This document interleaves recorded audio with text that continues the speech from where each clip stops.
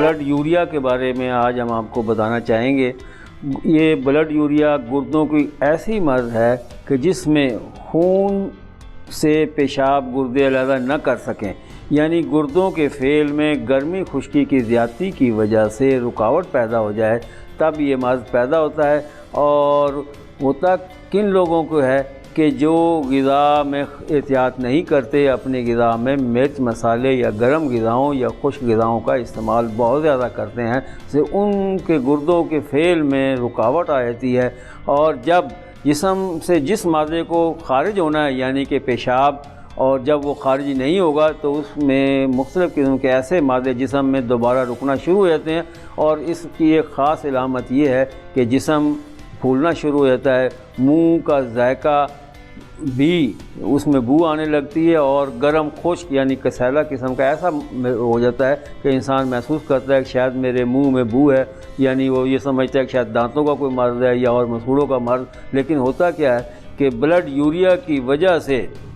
ان کے منہ میں بو آتی ہے، اور قریب بیٹھنے والے افراد ہیں ان کو بعض اوقات ایسا محسوس ہوتا ہے کہ شاید اس شخص کے اندر پیشاب کی بو آ رہی ہے، یعنی اس کے کپڑوں میں شاید پیشاب موجود ہے، حالانکہ ایسا نہیں ہوتا، بلکہ اس شخص کے اندر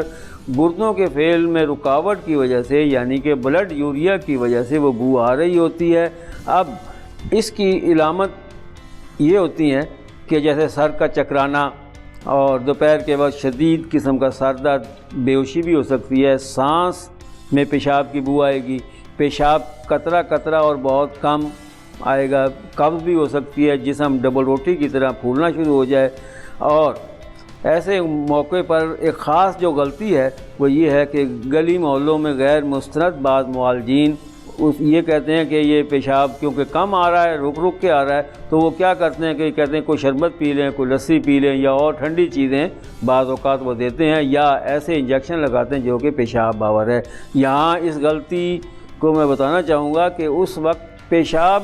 جو ہوتا ہے وہ مثانے میں ہوتا ہی نہیں، تو خارج کس کو کیا جائے گا؟ تو جب پیشاب مثانے میں ہے ہی نہیں تو اس کو خارج کرنا بہت بڑی غلطی ہوتی ہے۔ بعض اوقات ایسا ہوتا ہے کہ ٹھنڈے شربت یا کوئی ایسی چیز دینے سے، یا مثلا عام طور پر کیا کہتے ہیں کہ شربت بدوری لے لیں یا گھوٹا پی لیں، تو اس میں کیا ہوگا کہ پیشاب ہے ہی نہیں، تو گردوں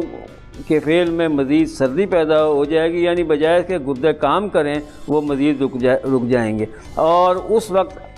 معالجین کے لیے اور عام آدمی کے لیے بتانا چاہوں گا کہ اس وقت گرم تر قسم کی جو ادویات ہیں وہ دی جائیں، تب یہ مسئلہ حل ہوگا۔ اور گرم تر سے مراد یہ ہے کہ گردوں کے فعل کو جاری کیا جائے، اور گردوں کا فعل گرم تر دواؤں یا غذاؤں سے جاری ہوگا۔ اور اس کے لیے پرہیز کی خاص بات وہی ہے کہ آپ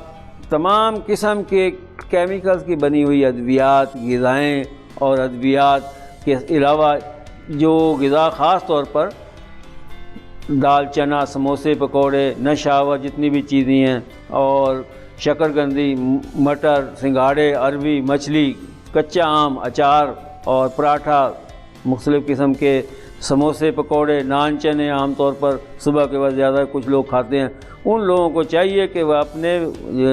غذا میں سے تمام خشک سر، خشک گرم اور گرم خشک جتنی بھی کھٹی چیزیں ہیں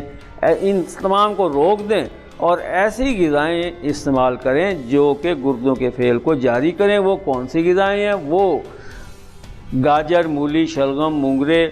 چقندر، یہ سردیوں میں، اور گرمیوں میں کدو، ٹینڈے، توری، پیٹھا، دال مونگ، ان کا استعمال اگر بڑھا دیں اور کسی ایسے معالج سے علاج کرائیں جو اس بات کو سمجھے کہ ہوا کیا ہے گردوں میں میں آپ کو بتا دوں کہ گردوں میں گرمی خشکی بڑھ گئی ہے۔ اب گرمی خشکی کا علاج گردوں کو فعل کو جب جاری کریں گے تو پیشاب نکل جائے گا۔ اب جب گردے پیشاب کو صاف کر کے خارج کریں گے تب وہ پیشاب مثانے میں آئے گا، تو اس وقت شربت بدوری دیا جاتا ہے۔ لیکن اگر گردوں کا فعل رکا ہوا ہے اور شربت بدوری یا کوئی اور ٹھنڈا شربت یا کولڈ ڈرنک استعمال کی تو پیشاب خارج نہیں ہوگا بلکہ گردوں میں مزید نقص ہوگا۔ اب عام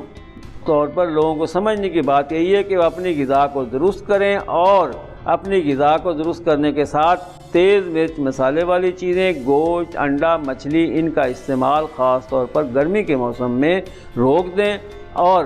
کوشش کریں کہ سادہ غذائیں، ایسی غذائیں جو کہ جیسے آپ کو پہلے بتایا گیا ہے کہ گاجر، مولی، شلگم، مونگرے سردیوں میں، اور کدو، ٹنڈے، توری، پیٹھا،